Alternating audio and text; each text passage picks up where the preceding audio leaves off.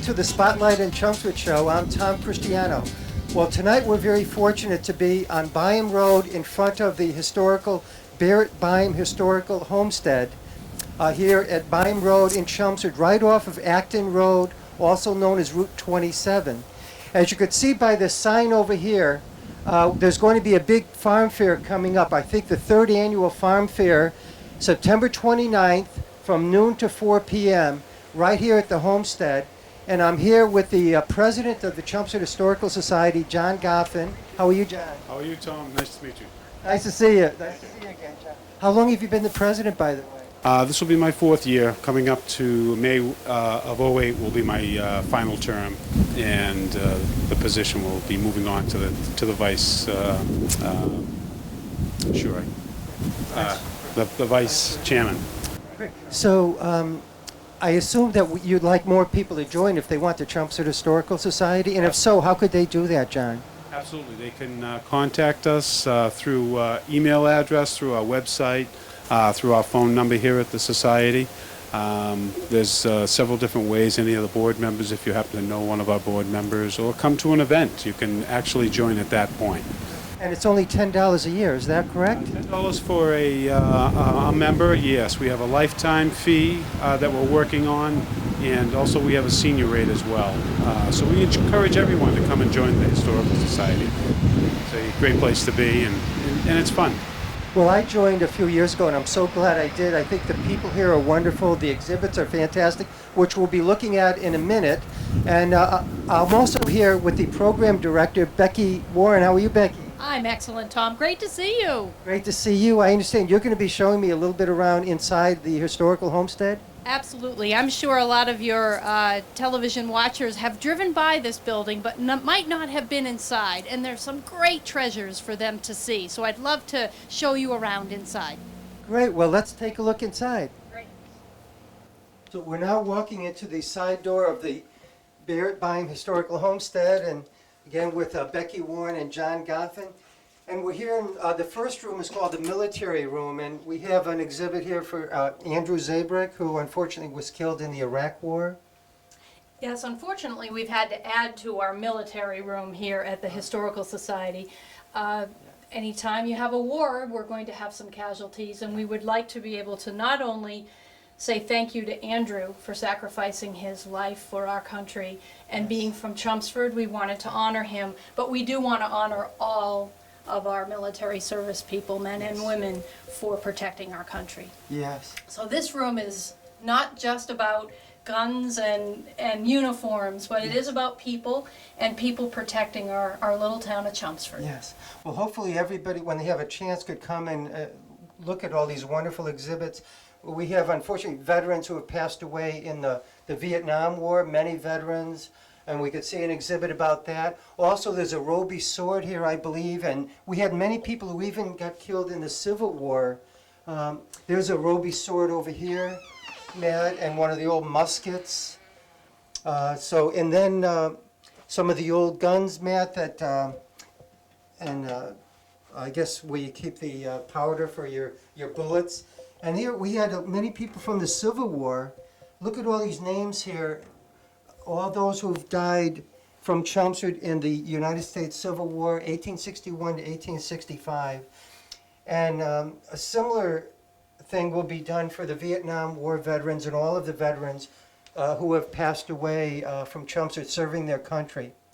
So, Becky, should we take a look at another room? What's the next room? One very important room of any older home would be the keeping room, where you make the dinners. So why don't we head on to the keeping room? Well, given I'm Italian and I love to eat, let's go have dinner. So we're walking into the key room now, and Becky and John are going to, keeping room I should say, are going to tell us what this beautiful display is all about. Becky, you want to hold the mic? Sure. Well, one very important room in any older home was where they prepared their food. Yeah. Nowadays, we can put frozen food in a microwave, and of course, back in the 1600s and 1700s, when we're the vintage of this building that we're in, we need to cook everything by the fire. And so this became the main room where the family really resided, especially in the wintertime when it was nice and warm. Yes. So Mom had to learn to cook over the open fire, and of course using a lot of different utensils that you wouldn't see today. Like there's some over here, Matt, that Becky could maybe talk about. We have here's the big fireplace, and Becky could maybe explain what we have here. Sure, I'd love to explain a little bit about some of these utensils. We all have cooking pots, like the one that you're there. If you lift that off, there's a couple of pots under there, and they have feet on the bottom of them. That one is inside, but this particular pot has the rounder type of support for cooking, and then the other ones have something, they're called spiders, and they have little feet on the bottom so that you can put hot coals underneath and cook your vegetables or your potatoes. You'll notice this pot would boil potatoes or carrots, and that has the feet on the underneath. So and a kettle for water. And a kettle for hot water. And what's this for? That is a wonderful reflector oven, and you would put a chicken or a turkey inside. It's a rotisserie. When they're dead, right? When they're dead, Oh, yeah. the poor things, though. The poor thing. I wouldn't want them to be tortured alive in there. So for a good chicken dinner, you'd have your own rotisserie. And this is to help you hunt the chicken dinner? Well, more No, maybe more for duck or pheasant or something. keep all those folks away who want your dinner. That would be your protection. You always had your musket nearby in case of anyone And this is wanting to your home. get out the pizzas in the pizza oven? Well, you know, Tom, if we do this, you almost have it there. We've got our secret. Oh, maybe for bread. Maybe it's bread. Beehive oven, it's called. Oh. And it's like a secret compartment right Look at that, inside. just like in Italy. Next to, well, you feel like you're at Bertucci's or something, I guess, huh? You want cheese and pepperoni on that? So this beehive oven would be where you would cook your bread, like you're your bread, saying, yeah. or your cookies, and Mom had to know when to put things in for how long. They would actually build a fire in that oven at night, get the bricks really hot, use this shovel, which is called a peel, to take the hot coals out and put them underneath. Because they never wasted anything, those ashes would be turned into soap later on. So once they were cooled off, they became soap. And then you'd use your wooden peel to take the food out of the beehive oven. Wow, it's amazing. Well, this is an amazing display, Becky, and hopefully we could take a minute and look at some of the famous Chelmsford glass in the next room. What do you think? I think that sounds great, especially with our 350th just passed, to Yes. take a look at those pieces. Great, thank you.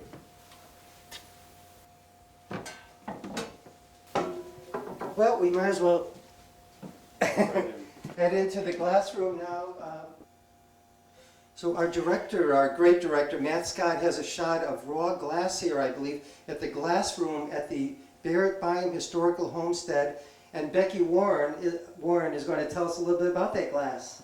Well, you look at that piece of glass and then take a look at your own glass at your house, which we now have double pane and they're insulated.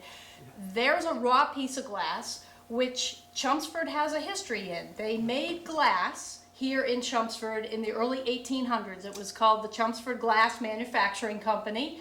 Really? And they made window panes. So think about what's happening in Chelmsford and Lowell in the early 1800s. And the textile mills, there needs to be a lot of glass. So Chelmsford was well known for making glass. Now, of course, who wants to just make window panes every day? You want to do some fun things or some different things that show your talents. So when we look over to this other display, we see some beautiful Chelmsford glass, beautiful blue color, and your viewers may say, I think I know that vase. Yeah, this one here. That was the sample that was used for the 350th anniversary for the town of Chelmsford. Yeah. They decided that that would become the icon of the 350th, and we were very proud that that was used for that Yes, event. Yeah.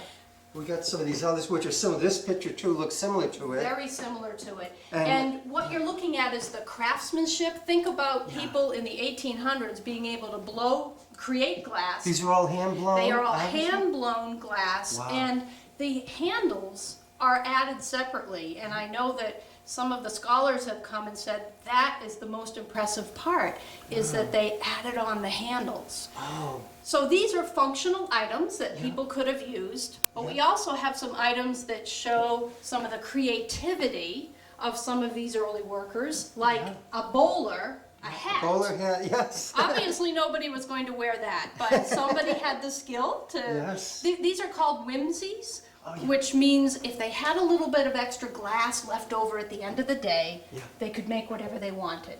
So we have a Wonderful. rolling pin, A rolling we pin, have the hat, yeah. and we've got canes above your head, Oh, walking yes. sticks. Oh, look at that. All things Oh, my that God. add a little bit of fun Yeah. to thinking about something as simple as window glass. And I have to say that if you come to the Historical Society, I'm hoping that you're not scared about history or you don't want to learn about dates. What I hope you'll learn about is that there were some cool things that happened in Chelmsford. Yes. There's a great history of New England. So even if you're not from Chelmsford, come find out about the early history of New England. This is the place to figure that out. Great. And how about if we look at this piece over here you were telling me about with the father watching over his daughter? This is going to be a quick one, but I think everyone can appreciate this. This is called a sparking lamp, a recording lamp. And when a daughter wanted to see her boyfriend and they wanted to talk on the front porch, Dad would put in the appropriate amount of oil for the little lamp to burn. If the father did not like the young man, he put a little tiny bit of oil in there so the lamp would go out within 10 minutes or 15 minutes. But if he liked the young man, he would actually put a whole lot of oil in that lamp so that his daughter could talk to her beau on the front porch for a much longer period of time. See, they had a sense of humor back then, Yes, too. it's amazing. And so quickly, maybe before we go, because we'll be going outside next and looking at the cider making process. Bernie Reddy is going to be showing us how we do that. We'll be looking at some of the outside grounds here at the Historical Homestead. But Matt, maybe if you could pan around and take a little bit, some shots of this glass over here. And all these wonderful things we have at the Byam Historical Homestead. Maybe if you could pan here, it looks like we have oil and vinegar containers and salt and pepper shakers over here, very old ones I'm sure. And then maybe over here we have some beautiful glass in front of the window at the Historical Homestead. As you buy this glass, Tom, Yeah. you can also sign our guest book. Oh, wonderful. Everyone who comes through the house, we want to make sure they sign Oh. in. And so we'd love to have you sign your show in as a Great, guest. And great. we look forward to having you here many more times. Thank you, I'll do that, and that next we'll head outside, but before I do that, I'll sign the guest book. Thank you very much, John Goffin, the president of the Chelmsford Historical Society. Thank you, Tom. Thank you. Appreciate And it. Becky Warren, thank you very much. It's such a pleasure, Tom. Great to have Thank you you. here. Thank you, Becky. And Becky works at the Lowell National Park, and she's a speaker over there, and that's why she's such a great speaker inside here. Thank you very much, John and Becky, for the great job you do for the towns of Chelmsford and Lowell. Thank you. Thank you, Tom.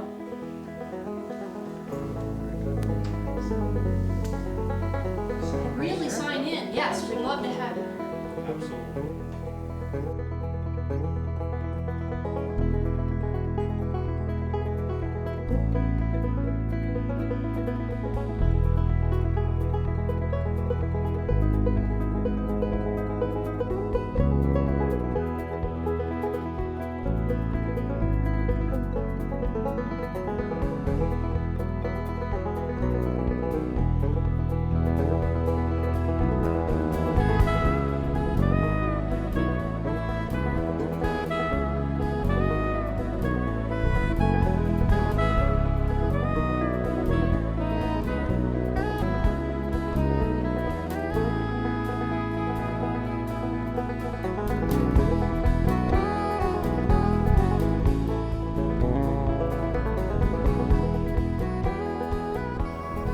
We're now in the yard of the Barrett Byam Historical Homestead on Byam Road in Chelmsford, right off of Route 27.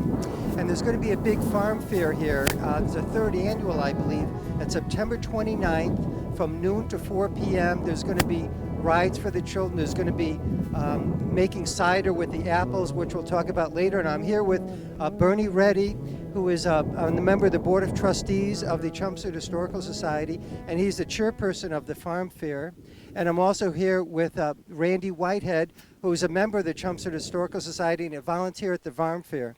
So Bernie, could you tell us a little bit about the apple orchard and what we have here? Yeah, the whole concept of the idea here is that a lot of the museum is what you might call a dead museum.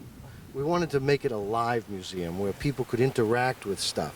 So we've planted 14 apple trees here, and the goal is that in future farm fairs, maybe 2 or 3 years from now, we've had these trees here for about 6, 7 years, and you can see we are getting some apples already. But in maybe 2 or 3 years, we may have enough apples so that when the people come to the farm fair, they will pick the apples, bring them over to the press, and actually watch the whole process go on, from picking an apple right to making cider. Nice. And, you know, when I was a kid growing up in town, Chelmsford was known for apple orchards. There were apple orchards everywhere, Really? tons of them, apple orchards everywhere. We're down to one apple orchard left. Really? Lupien's. Whose is that? Lupien's. Oh, off of Lupien's. West... Right, Westford Westford Street. And we don't know how much longer that's going to go. Maybe next year, it might be his last year. So in an effort to let people know what Chelmsford's past used to be and actually participate in doing stuff and that kind of stuff, we started this. Great. And could you elaborate a little more, Bernie, what we have at the Farm Fair, just so the families and citizens know? The Farm Fair is a celebration of Chelmsford's agricultural past and the few remaining farms we have left in town to show them how much we appreciate them and everything. We have Jones's farm comes, and of course, you know, Phil's in it right now trying to save his farm by adding some extra stuff. We have Polly's farm comes.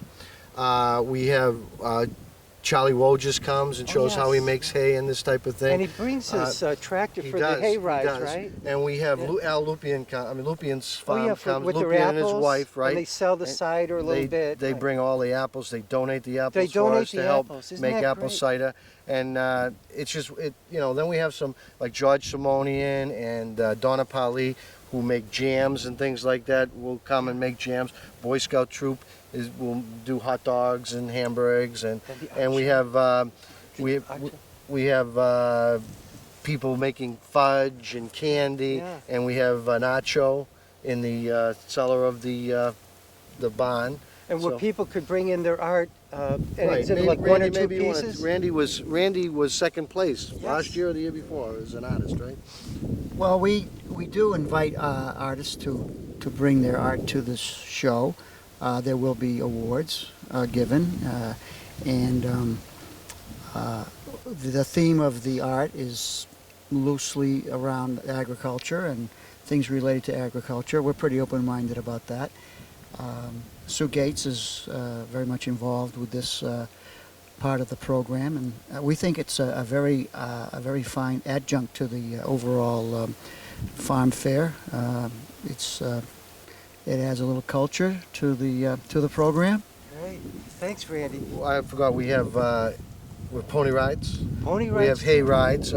Jocelyn from WFL Stables does pony rides, and she usually donates the money to a good cause. Really? I think this year she's going to donate it to Byham School. Really? So Isn't that come out wonderful? and support her, and we have Henry Polly does hay rides, and so it's a And real. Charlie too donates his truck, right, for the hay rides, I believe. No, that's Henry. Oh, it's Henry, Yeah, okay. but as I said, Charlie Wojcik brings all kinds of equipment so kids can see all the equipment that's used. So there'll be this year we're going to have chickens. I'm going to bring my chickens. Good. You have chickens? Yeah, Agway's All right. participating, and I'm going to have chickens, and Be great. we might Bring get a some cow. rabbits or Shaw's cows would be Farm in wonderful. Drake is considering bringing over a cow. That'd So be good. Is this the third annual, Bernie? it's the third annual. It And is. the last couple of years we had good weather, right? Just like today. Just And like we're today. hoping- Today's a hoping this is perfect weather. prelude And we to had it. a great crowd last year, right? And the We, year we before, figured too. about 700 people About came 700 last year. people here 700 at the people. Byham Historical And they all Homestead. seemed to Hopefully- enjoy themselves. We all enjoyed Yeah. ourselves. It was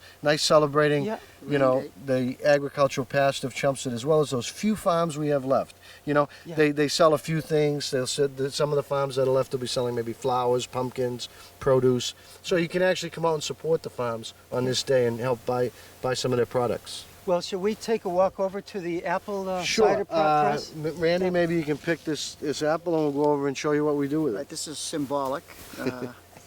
In a few years, we'll have hundreds and hundreds of these. Great. Right. The first of many. Thanks. So we'll walk over to the You want to see the old one first? the old what? cider press? Sure. The one well, we used to if use? we have time. It's up to you. I don't. Well,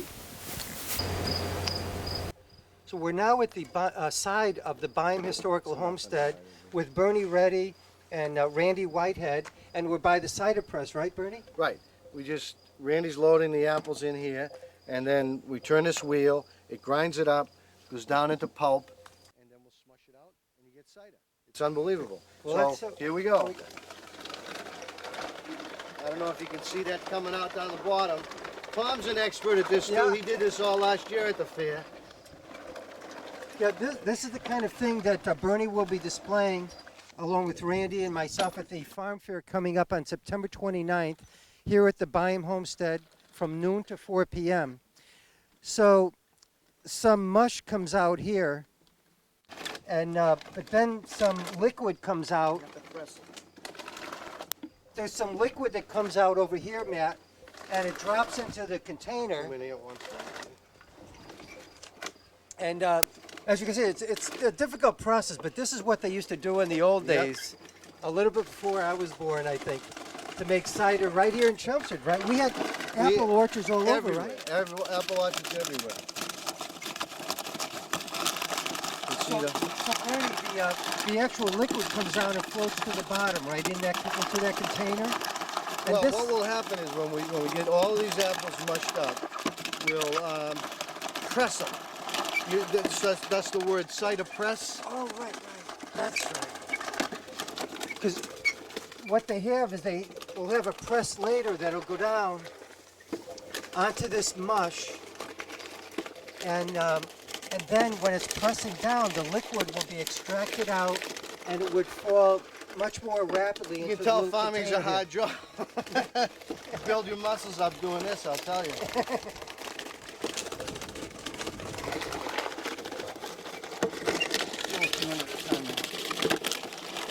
So it doesn't make any difference that the core is in there, right, Bernie? It's just No, got because we're going to press it, and we have I don't know what you call it, a cheesecloth type of thing that's going to press through.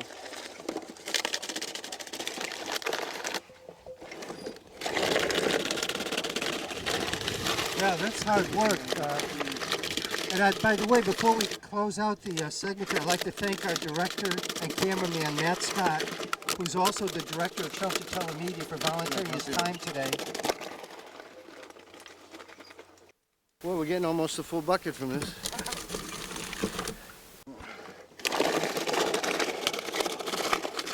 Now, you remember last year, Tom, when we had the other machine, we used to have to cut the apples up. Oh, yes, we don't have to do that anymore? Well, this one here's taking them pretty good. Yeah. Did we just buy this machine? We did. We just got it from Oregon. Oregon. And the reason we got that is because the old one from 1850, the handles kept coming off and stuff. A lot of the kids at the fair like to do this. We let kids do this. I let anybody do this. Yeah, the handle kept coming off, remember? And there was a little screw that kept losing. We'd get it out of the grass. It was kind of fun.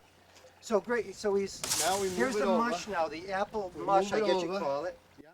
In this bucket. And there's a cover that would go on that would press down here, but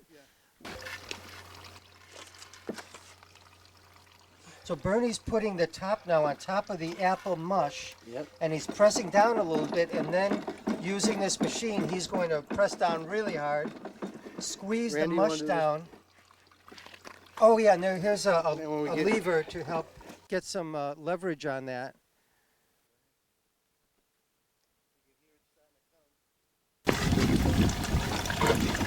And this is the old way they used to make apple cider many 100, 200 years ago. Yeah, it has to be centered right. So Bernie's getting it right in the center. And then as it's pushed down, the liquid goes into the container, and you get apple cider right from there. And it's very healthy, right, Bernie, wouldn't you say? The best. It's the best. Fresh. Fresh apple cider from homegrown apples. It's amazing. Randy's getting this down now, see? He's learning the process. But listen to that coming out. The brain's getting out of the way. So basically, this is the process. Is there anything you want to say to summarize it, Bernie? Because the cider is being pressed now, and that pulp, which is in the barrel there, is being pressed down by Randy and Bernie Reddy. And what you get is you get nice fresh apple cider right down here at the bottom. It's coming out. Nice apple cider, fresh squeezed apple cider. We've taken you from the tree to here to cider. Right, all right. Next is the wine, right? And so Apple wine? come out to the farm fair and you can do it. Very well. Thank you very much, Okay, Bernie, thank for you, being here Tom. on Spotlight in Chelmsford. And thank you very Tom. much, Randy Whitehead. Right. Thank you, Tom. And thanks for watching the Spotlight in Chelmsford show. I'm Tom Christiano. Ciao.